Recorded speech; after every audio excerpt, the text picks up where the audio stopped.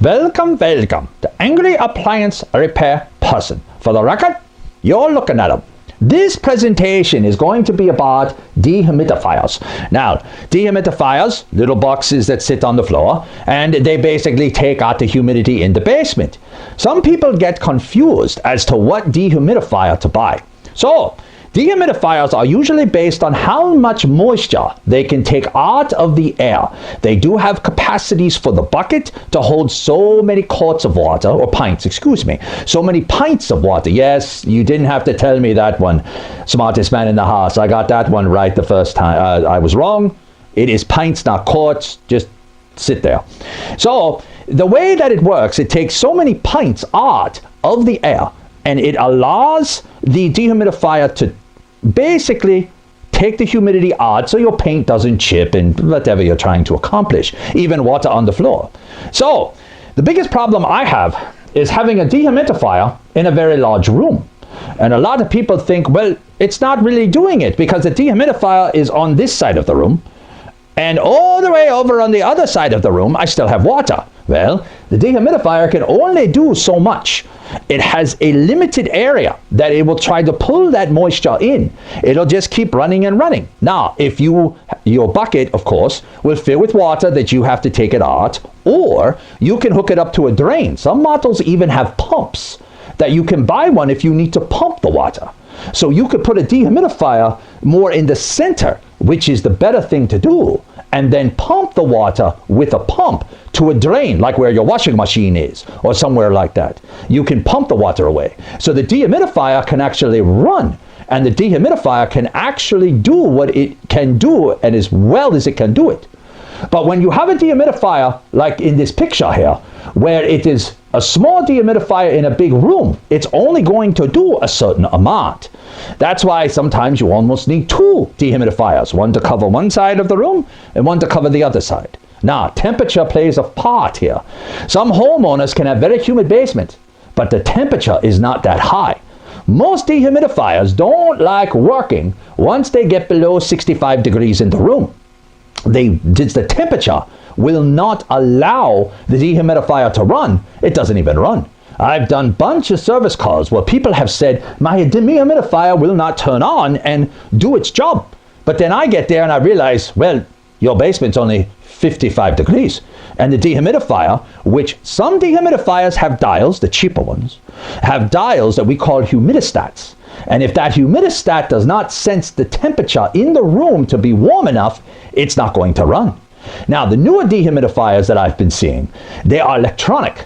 And the electronic ones have sensors. So the sensor gives a little more, shall we say, accuracy to be able to get that room to be more dry, and be able to get that dehumidifier to keep running, to keep doing the job. And even I've seen some that come with low temperature sensors that will actually let the dehumidifier run down to sometimes when the room gets colder, it'll keep going. Again, they are more expensive. You have to decide what you need as a dehumidifier. But what you should not do is buy one dehumidifier to do a huge basement and think that it's going to work and that it's going to keep running. And again, once that bucket is full, obviously it's going to shut off till you empty the bucket, unless you can use a drain, which all dehumidifiers have, or if you get one that has a pump that can pump it away. So buying the dehumidifier, you need to decide which one you need. But when you get the dehumidifier, before you call for service, make sure that the temperature in the room is warm enough to get it to run. And humidistats these days, you can go to a hardware store and buy an actual humidistat if you wish. You can hang it on the wall like a thermostat, and it can tell you the humidity in the room to know that the dehumidifier is bringing it down. But depending on how far the humidistat is from the dehumidifier may have to be closer, or you may have to get another one. So keep in mind, dehumidifiers do the best job they can with the power that they have. The more expensive ones have bigger buckets and take more moisture out of the air in like a 24-hour period. However, the manufacturer has the dehumidifier rated at. But don't think it's broken just because the small dehumidifier cannot do a huge room, because it may not be strong enough to do it. Now, for the senile thought each week. This one gets me a little bit going, pun intended there, that it actually gets me a little bit on the angry side when I am having a semi-bad day, which happens a lot at my age, and someone just decides as the general greeting to say, how's it going? Part of me really wants to tell him, but if I tell him how it's going, we're going to be there an hour, and he's not going to be very happy with me. I realize that how it's going saying is something that we say just to be polite. So the polite answer is fine. It's a lie, but we do it anyway because that's what our society does. Fine. This has always bugged me. I would much rather just say hello. That's it. Not how's it going? Because when you say how's it going to someone like me who's angry most of the time, just ask my wife, and I'm angry most of the time. And it is not a good question to ask me because I'm a talker, obviously, and I really would like to tell you how bad my day is going. But again, do you have 30 minutes or 45 minutes to stand there and listen to it? No, you don't. So I would prefer when someone comes up to me to just say hello. That's it. Not how's it going. I think that if I could write a law to abolish that saying, I would. It would be gone.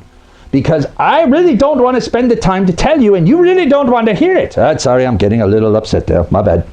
So, in the future, when you are going to greet someone, just to be polite, which I think you should, we need more politeness in our world. How's it going is not the right saying. Hello should be just fine, and goodbye is good too. Just a quick little hello, goodbye, that's very nice. But to ask someone, how's it going? You may be in for something you really don't want to have in that particular moment. Keep that in mind. Think about it next time. And as always, we thank you for spending some of your day with us.